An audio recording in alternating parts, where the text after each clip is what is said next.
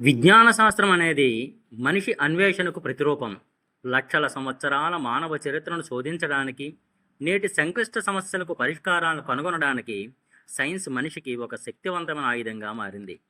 భూమి పుట్టుక నుండి నేటి వరకు జరిగిన ప్రతి మార్పును శాస్త్రీయంగా విశ్లేషించడం ద్వారా మనం ఎక్కడి నుండి వచ్చామో, మన భవిష్యత్తు ఎటు వెళ్తోందో అర్థం చేసుకోవడానికి ప్రయత్నిస్తున్నాం. అయితే ఈ విజ్ఞాన శాస్త్ర ప్రయాణం ఒక విచిత్రమైన సంకటంలో చిక్కుకుంది. సైన్స్ ఒకవైపు అద్భుతమైన ఆవిష్కరణలతో మానవ జీవితాన్ని సుఖమయం చేస్తూ విప్లవాత్మక మార్పులు సృష్టిస్తోంది. కానీ మరోవైపు అదే సైన్స్ వల్ల మానవ మనుగడే ప్రశ్నార్థకమవుతోంది. అణ్వాయుధాల విధ్వంసం, పర్యావరణ క్షీణత, నైతికత లేని సాంకేతికత అభివృద్ధి మనల్ని వినాశనం అంచున నిలబెడుతున్నాయి. ఈ పరిస్థితిని ప్రాచీన వేద విజ్ఞానం ఏ విధంగా విశ్లేషించింది? మన పూర్వీకులు ఈ వైరుధ్యాల గురించి ఏమని హెచ్చరించారు? దీని చారిత్రక నేపథ్యం ఏమిటి? ఈ విషయాలను లోతుగా పరిశీలించవలసిన అవసరం నేడు ఎంతైనా ఉంది. మానవ చరిత్రను తెలుసుకోవడానికి నేడు మనకు అందుబాటులో ఉన్న సాంకేతికత అత్యంత అద్భుతమైనది. లక్షల సంవత్సరాల క్రితం భూమి మీద మనిషి ఎలా ఉండేవాడు, అతని జీవనశైలి ఏమిటి అనే విషయాలను సైన్స్ ఆధారాలతో నిరూపిస్తోంది. పురావస్తు శాస్త్రం భూమి పొరల్లో దాగి ఉన్న శిలాజాలను, పనిముట్లను వెలికితీసి నాటి నాగరికతలను మన కళ్ళ ముందు ఉంచుతోంది. చరిత్రను కేవలం కథలుగా కాకుండా కాలాన్ని ఖచ్చితంగా కొలిచే పద్ధతులతో సైన్స్ బలోపేతం చేసింది. వీటిలో రేడియో కార్బన్ డేటింగ్ అనేది విప్లవాత్మకమైన మార్పు తెచ్చింది. ఇది సేంద్రియ పదార్థాలలో ఉన్న కార్బన్ 14 ఐసోటోప్ క్షీణతను కొలవడం ద్వారా సుమారు 60,000 సంవత్సరాల క్రితం నాటి వస్తువుల వయస్సును నిర్ధారించగలదు. అంతకంటే ప్రాచీనమైన, అంటే లక్షల సంవత్సరాల క్రితం నాటి భౌగోళిక మార్పులను లేదా ప్రాచీన మానవ ఆవిర్భావాన్ని తెలుసుకోవడానికి పొటాషియం ఆర్గాన్ డేటింగ్ వంటి పద్ధతులు వాడుతున్నారు. మన పూర్వీకులు ఏ ఏ ప్రాంతాల నుండి వలస వచ్చారో, మన డిఎన్ఏలో ఉన్న మార్పులు ఏమిటో వివరిస్తున్నాయి. ఈ శాస్త్రీయ పద్ధతుల ద్వారా మన మూలాలను వెతుకుతున్నాం. భారతదేశంలో సింధులోయ నాగరికత వంటి అత్యంత పురాతన నాగరికతలు క్రీస్తుపూర్వం 3300 నాటికి అద్భుతమైన ఇంజనీరింగ్ నైపుణ్యాలను కలిగి ఉండేవని ఈ పద్ధతులే నిరూపించాయి. అయితే ఆధునిక సైన్స్ కేవలం బాహ్య ప్రపంచానికి సంబంధించిన వస్తువులు మాత్రమే పరిశీలిస్తోంది. కానీ వేదం మనిషి అంతరంగాన్ని, విశ్వ చైతన్యాన్ని కూడా ఒక శాస్త్రంగా గుర్తించింది. వేదవాంగ్మయం విజ్ఞానాన్ని 2 ప్రధాన భాగాలుగా విభజించింది. ముండకోపనిషత్తు ప్రకారము మనం నేర్చుకోవలసిన విద్యలు 2: అపరవిద్య మరియు పరవిద్య. అపరవిద్య అనేది భౌతిక ప్రపంచానికి సంబంధించినది. ఇందులో 4 వేదాలతో పాటు శిక్ష, కల్పం, వ్యాకరణం, నిరుక్తం, ఛందస్సు మరియు జ్యోతిష్యం అనే 6 వేదాంగాలు ఉంటాయి. నేటి భౌతిక శాస్త్రం, రసాయన శాస్త్రం, గణితం వంటివన్నీ కూడా ఈ అపరవిద్య పరిధిలోకే వస్తాయి. ఇది మనిషికి బాహ్య ప్రపంచంలో ఎలా జీవించాలో నేర్పుతుంది, సమస్యలకు భౌతిక పరిష్కారాలను చూపుతుంది. కానీ అపరవిద్య ఎప్పుడూ పాక్షికమైనదే. ఉదాహరణకు, భౌతిక శాస్త్రం తెలిసిన వ్యక్తికి జీవశాస్త్రం తెలియకపోవచ్చు. అంటే ఇది నేర్చుకునే కొద్దీ ఇంకా తెలుసుకోవలసిన మిగిలే ఉండే విద్య. పరవిద్య అనేది అత్యుత్తమైనది. ఏది తెలుసుకుంటే సమస్తం తెలుస్తుందో, ఏది మనిషిని జనన మరణ చక్రం నుండి విముక్తిని చేస్తుందో అది పరవిద్య. అక్షర స్వరూపమైన బ్రహ్మము లేదా ఆత్మను గురించిన జ్ఞానమే ఇది. వేదాల ప్రకారం విజ్ఞానం అనేది కేవలం బాహ్య వస్తువులకే పరిమితం కాకూడదు. అది మనిషి తనను తాను తెలుసుకోవడానికి సహాయపడాలి. నేటి సైన్స్ ఎదుర్కొంటున్న అతిపెద్ద సమస్య ఏమిటంటే, అది కేవలం అపరవిద్య మీద మాత్రమే దృష్టి పెట్టి పరవిద్యను లేదా నైతిక విలువలను విస్మరించింది. దీనివల్ల విజ్ఞాన శాస్త్రం వినాశకరమైన ఆయుధాలను సృష్టించే దిశగా పయనిస్తోంది. జ్ఞానము మరియు విజ్ఞానము మధ్య భేదాన్ని భగవద్గీతలో శ్రీకృష్ణుడు స్పష్టంగా వివరించాడు. జ్ఞానం అంటే సిద్ధాంతపరమైన అవగాహన, విజ్ఞానం అంటే దానిని అనుభవపూర్వకంగా, ప్రయోగాత్మకంగా తెలుసుకోవడం. విజ్ఞానం అనేది వివేకంతో కూడిందై ఉండాలి. పాలు గురించి వినడం ఒక స్థాయి, పాలను చూడడం రెండో స్థాయి అయితే పాలను తాగి దాని రుచిని ఆస్వాదించడం విజ్ఞాన స్థాయికి సంకేతం. భారతీయ సాంప్రదాయం ప్రకారం కాలం అనేది ఒక చక్రంలా తిరుగుతూ ఉంటుంది. దీనిని యుగ చక్రం అంటారు. ఆధునిక సైన్స్ చరిత్రను ఒక సరళ రేఖలా చూస్తుంది. అంటే మనిషి అనాగరికత నుండి నాగరికత వైపు ప్రయాణిస్తున్నాడని భావిస్తుంది. కానీ వేదాల ప్రకారము మానవ చైతన్యం మరియు ధర్మం కాలక్రమేణా మారుతూ ఉంటాయి. ఒక మహాయుగంలో 4 యుగాలు ఉంటాయి. కృతయుగం, అంటే దీన్నే సత్యుగం అంటారు. ఇది 17,28,000 సంవత్సరాల కాలం. ఇందులో ధర్మం 4 పాదాల మీద నడుస్తుంది. మనుషులు అత్యంత మేధావులు, సత్యవంతులు. వీరికి బాహ్య యంత్రాల అవసరం ఉండేది కాదు. తమ సంకల్ప శక్తితోనే అద్భుతాలు చేసేవారు. త్రేతాయుగం 12,96,000 సంవత్సరాలు.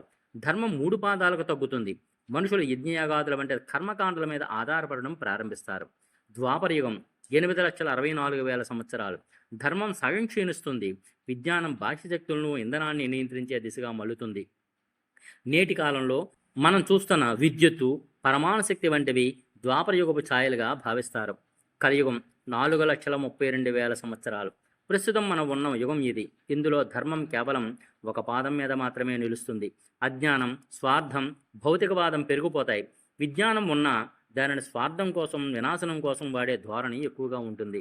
ఈ యుగాల పరిణామ క్రమాన్ని పరిశీలిస్తే విజ్ఞాన శాస్త్రం అభివృద్ధి చెందుతున్న కొద్దీ మనిషిలో ధర్మం మరియు విచక్షణ తగ్గుతూ వస్తోందని మనకు అర్థమవుతోంది. వేద విజ్ఞానం కేవలం ఆధ్యాత్మికతగా పరిమితం కాలేదు. ప్రాచీన భారతీయ శాస్త్రవేత్తలు నేటి ఆధునిక సైన్స్ కంటే ముందే అనేక విషయాలను కనుగొన్నారు.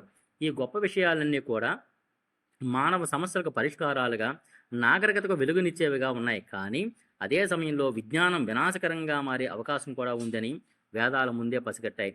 ప్రస్తుత విజ్ఞాన శాస్త్రం సృష్టించిన అతి పెద్ద ప్రమాదం అణ్వాయుధాలు. ఈ అణ్వాయుధాల గురించి మహాభారతంలో బ్రహ్మాస్త్రం వంటి అస్త్రాల వర్ణనలు చదివితే ఆశ్చర్యం కలుగుతుంది. బ్రహ్మాస్త్రం ఉపయోగించినప్పుడు 10,000 సూర్యుల కాంతి ఒకేసారి ఉద్భవించిందని, గాలిలో భయంకరమైన వేడి వ్యాపించిందని, సముద్రాలు ఆవిరైపోయాయని, జీవులు జుట్టు గోర్లు రాలిపోయాయని వర్ణించబడింది. ఇది సరిగ్గా హిరోషిమా, నాగసాగలపై జరిగిన అణుబాంబు దాడి వల్ల కలిగే రేడియేషన్ లక్షణాలను పోలి ఉంది. పారిశ్రామిక విప్లవం పేరుతో మనం ప్రకృతిని దోచుకుంటున్నాం. గాలి, నీరు, నేల అన్నీ కలుషితమయ్యాయి. గ్లోబల్ వార్మింగ్ వల్ల ఓజోన్ పొర దెబ్బతిని భూమి వేడెక్కుతోంది. ఈ ఓజోన్ పొర గురించి ఋగ్వేదం కొన్ని వేల ఏళ్ల క్రితమే రక్షణ కవచంగా పేర్కొంది. కృత్రిమ మేధ మరియు నైతికత. నేడు మనం ఆర్టిఫిషియల్ ఇంటెలిజెన్స్ ద్వారా మనిషి మేధస్సును యంత్రాలకు ఇస్తున్నాం. కానీ యంత్రాలకు చైతన్యం లేదా నైతికత అనేది ఉండదు. దీనివల్ల మనిషి తన సొంత విచక్షణ కోల్పోయి అల్గారిథం చేతుల్లో కీలుబొమ్మగా మారే ప్రమాదం ఉంది. భగవద్గీత 16వ అధ్యాయంలో శ్రీకృష్ణుడు ఈ జగత్తుకు సత్యం లేదు, పునాది లేదు, దేవుడు లేడు, ఇది కేవలం కోరికల వల్ల యాదృచ్ఛికంగా ఏర్పడింది అని నమ్మేవారిని అసురులు అన్నాడు. నేటి విజ్ఞాన శాస్త్రం కూడా నైతికతను పక్కన పెట్టి కేవలం భౌతిక లాభాల కోసమే పనిచేస్తూ దేవుడిని లేదా విశ్వజనీన చైతన్యాన్ని తిరస్కరిస్తూ అసురీ ధోరణిలోనే కొనసాగుతోంది. దీనివల్ల శాస్త్రం వల్ల కలిగే ఫలితాలు భయంకరమైనవిగా మారుతున్నాయి.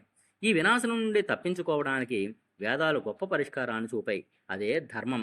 ధర్మం అంటే కేవలం మతం కాదు, అది ప్రకృతి నియమం. అథర్వణ వేదంలోని పృథ్వీ సూక్తం, మాతా భూమి పుత్రోహం పృథివ్యా, భూమి నా తల్లి, నేను ఆమె కుమారుడిని చాటి చెబుతోంది. తల్లిని మనం ఎలా గౌరవిస్తామో భూమిని కూడా అలాగే గౌరవించాలని, దోచుకోకూడదని వేదం చెబుతోంది. నీటిని కలుషితం చేయవద్దు, చెట్లను నరకవద్దు, గాలిని అపవిత్రం చేయవద్దు అని వేదాలు స్పష్టమైన ఆజ్ఞలు ఇచ్చాయి.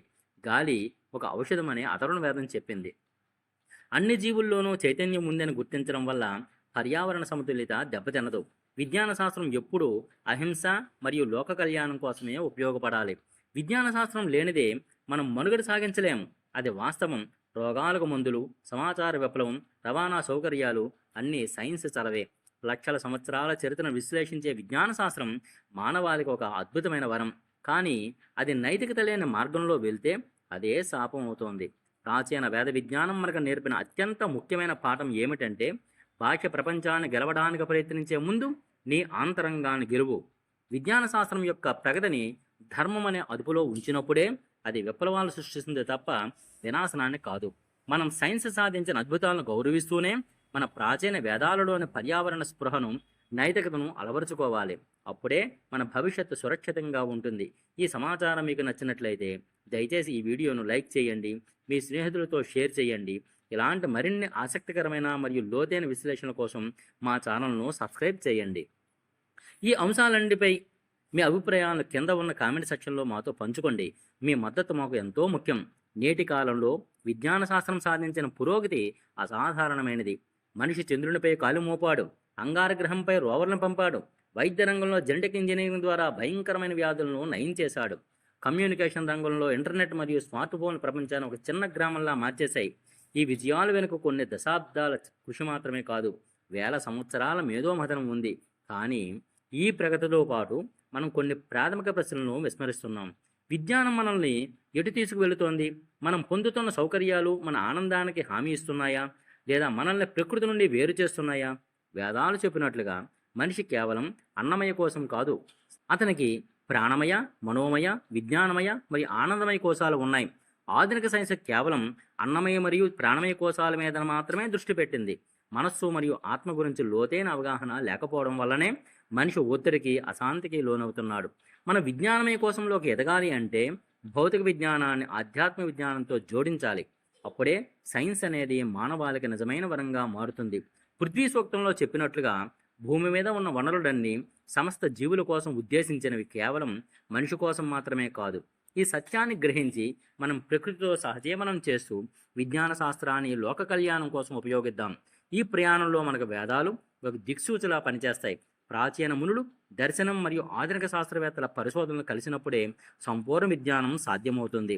భవిష్యత్ తరాలకు మనం ఇచ్చే గొప్ప కానుక కేవలం సాంకేతికత మాత్రమే కాదు, ఆ సాంకేతికతను ధర్మబద్ధంగా ఎలా వాడాలో నేర్పే సంస్కృతి కూడా కావాలి.